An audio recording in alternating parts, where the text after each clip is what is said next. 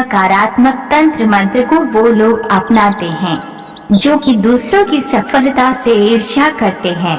इस तरह के व्यक्तियों के अंदर नकारात्मकता, ईर्ष्या, लालच, निराशा, कुंठा इस तरह से घर कर जाती है कि वे दूसरों की सफलता, उन्नति, समृद्धि को स्वीकार नहीं कर पाते हैं तथा वे उस व्यक्ति से प्रतिशोध लेने के लिए काले जादू के द्वारा उसके लिए परेशानियां पैदा कर आनंद का अनुभव करते हैं। काले जादू का प्रयोग दूसरे व्यक्ति को हानि पहुंचाने या चोट पहुंचाने के लिए कुछ विशेष तरह की क्रियाओं के द्वारा संपन्न किया जाता है। इस प्रथा का प्रभाव हजारों मील दूर बैठे व्यक्ति पर भी देखा जा सकता है। धर्म शास्त्रों में काले जादू को अभिचार के नाम से भी जाना जाता है, अर्थात ऐसा तंत्र मंत्र जिससे नकारात्मक शक्तियों को जागृत किया जाता है। काले जादू अर्थात नकारात्मक तंत्र मंत्र का मुख्य उद्देश्य किसी व्यक्ति को उस स्थान से भगाना, उसे परेशान करना या उसे अपने वश में करके उसका इस्तेमाल करना या उसे बर्बाद करना होता है।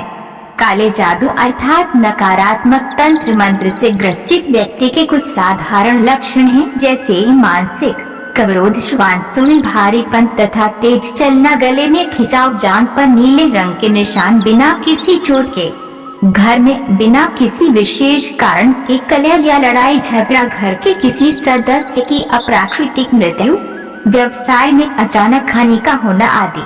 कुछ और लक्षण भी हैं, जैसे कि हृदय में भारीपन महसूस होना, निद्रा पर्याप्त न आना, किसी की मौजूदगी का भ्रम होना, कलह आदि साधारणतया देखने में आते हैं।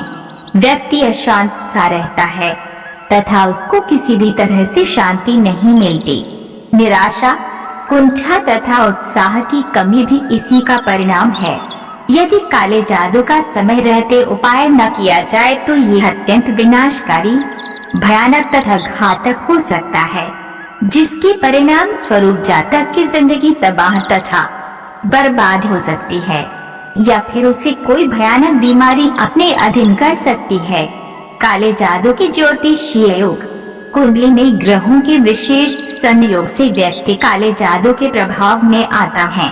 यदि कुंडली में सूर्य, चंद्र, शनि, मंगलवार ग्रह विशेष भावों में राहु केतु से पीड़ित होते हैं, तभी नकारात्मक तंत्र मंत्र व्यक्ति पर असर डालते हैं।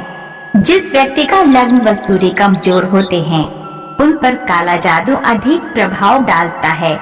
यदि कुंडली में ग्रहण योग है, या राहु बहुत अनिष्टकारी स्थिति में है, या शनि की टेढ़ी दृष्टि है, या मंगल शनि का संयोग है, या चंद्र शनि का संयोग हो तो भी जातक ऋणात्मक शक्तियों के प्रभाव में आता है। बात केश की कुंडली में स्थिति भी महत्वपूर्ण है।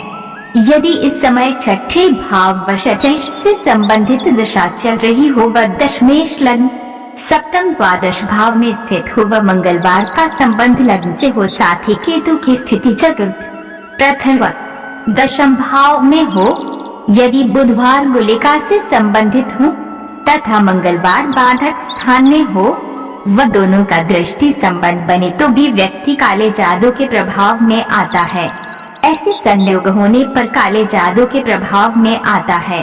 कुंडली में अगर लग्न में चंद्र के साथ राहु हो और 5वें और 9वें भाव में क्रूर ग्रह स्थित हो, इस युग में व्यक्ति अभिचार कर्म से पीड़ित होता है। यदि गोचर में भी यही स्थिति हो तो अवश्य ऊपरी बाधाएं तंग करती हैं।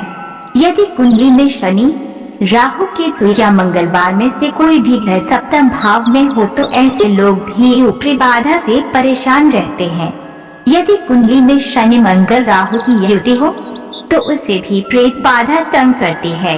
उक्त योगों में दशा अंतर्दशा में भी ये ग्रह आते हों और गोचर में भी इन योगों की उपस्थिति हो तो समझ लें कि जातक या जातिका इस कष्ट से अवश्य परेशान है। राहु की महादशा में चंद्र की अंतर्दशा हो और चंद्र दशा की राहु से भाव 6, 8 या 12 में बलहीन हो तो व्यक्ति अभिचार से ग्रसित होता है। वास्तु शास्त्र के अनुसार पूर्वा भाद्रपद, उत्तरा भाद्रपद, ज्येष्ठा, अनुराधा, स्वाति या भरणी नक्षत्र में शनि की स्थित होने पर शनिवार को गृह निर्माण आरंभ नहीं करना चाहिए। अन्यथा वह घर राक्षसों, भूतों और पिशाचों से अगर आप हमारे चैनल पर पहली बार आए हैं तो कृपया हमारे चैनल को सब्सक्राइब करें, लाइक करें, सपोर्ट करें। धन्यवाद।